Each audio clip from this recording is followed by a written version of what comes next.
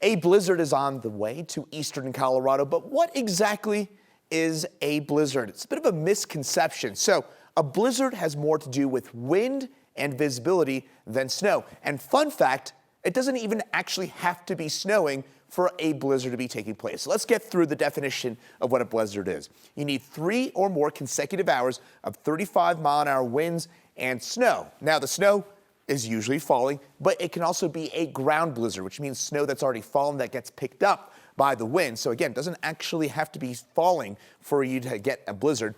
But the key here with a blizzard is visibility. A quarter mile or less visibility for 3 or more hours, and it means that travel is either next to impossible or at times impossible. So in terms of our specific blizzard here in Colorado that we're anticipating for tonight and tomorrow, expect difficult, if not impossible, travel on I-70, I-76, and Highway 86 east of Denver, and also I-25 over the gap tonight and tomorrow is going to be really, really difficult, and expect DIA delays because of the wind rather than the snow. Again, the wind will be the bigger impact with DIA delays likely tonight and especially tomorrow. The wind will relax on Wednesday, and with it, the blizzard as well.